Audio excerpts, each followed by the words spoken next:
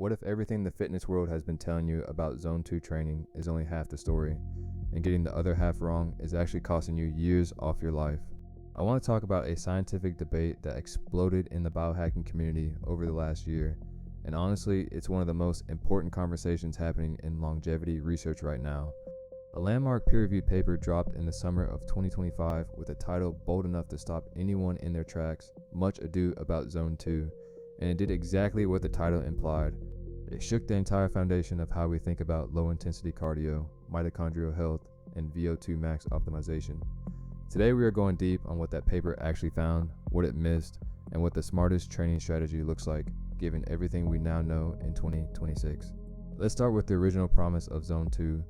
For the last several years, Zone 2 became the unofficial language of recreational endurance training, sold to runners and fitness enthusiasts as a magic, conversational pace effort that builds aerobic engines without burning out joints or central nervous systems. The pitch was seductive and it made intuitive sense. Go slow, stay fat adapted, build your mitochondrial engine over time, and watch your VO2 max climb. Coaches, podcasters, and longevity doctors championed it, and for good reason. There was real science underneath it. But here's where the story gets complicated. Popular media positioned Zone 2 training, defined as low-intensity exercise below the lactate threshold, as the optimal intensity for improving mitochondrial and fatty acid oxidative capacity, thereby supporting cardiometabolic health. And then researchers at Queen's University and McMaster University in Canada decided to actually stress test that claim. What they found was nuanced, uncomfortable, and critically important for anyone serious about biohacking their longevity. The 2025 review specifically examined whether Zone 2 training is optimal for mitochondrial biogenesis and fat oxidation capacity, specific physiological adaptations, not a general assessment of whether easy running is useful. Their finding on mitochondrial capacity was striking. The evidence argues against Zone 2 being uniquely effective at building mitochondrial density. Higher intensities appear to stimulate mitochondrial adaptations at least as well, and possibly better.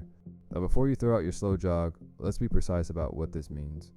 Mitochondria adapt to stress, not to use. The molecular signals that drive mitochondrial biogenesis are generated when exercise intensity exceeds the current aerobic capacity of the system, not when it operates comfortably within it. That's a profound reframe. The body isn't impressed by what's easy. It responds to what's hard enough to force adaptation. At a molecular level, Zone 2 exercise generally induces modest or no changes in the AMP-ADP-ATP ratio, an indicator of muscle energy stress and a key trigger for AMPK activation, which is one of the master switches for mitochondrial biogenesis. So at true Zone 2 intensity, you may simply not be pulling that lever hard enough.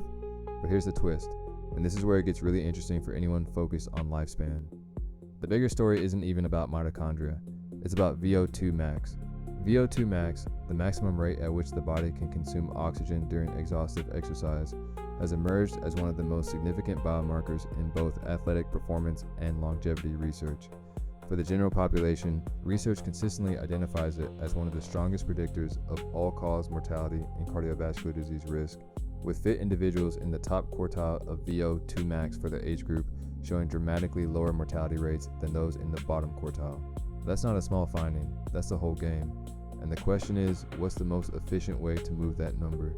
While Zone 2 alone produces smaller VO2 max improvements than HIIT in most research, it is the foundation on which high-intensity work operates most effectively, associated with fat oxidation capacity and cardiac remodeling that HIIT alone does not fully develop.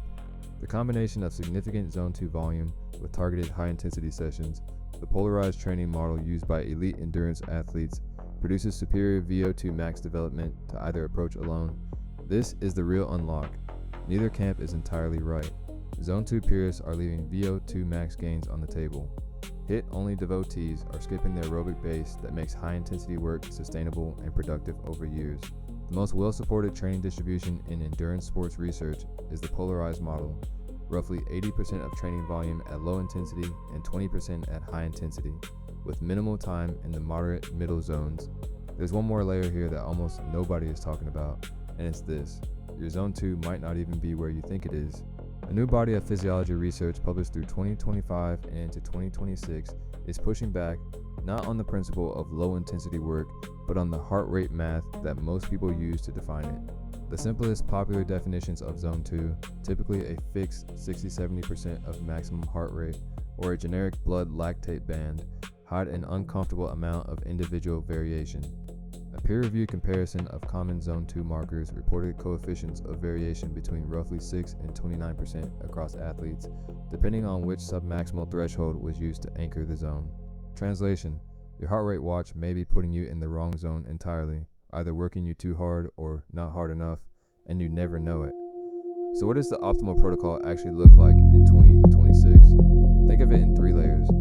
First, audit your actual Zone 2 using lactate testing or ventilatory threshold testing, not a formula. Second, build your aerobic base with that precision Zone 2 work, knowing it's developing your cardiac efficiency and fat oxidation engine, even if it's not your primary mitochondrial stimulus.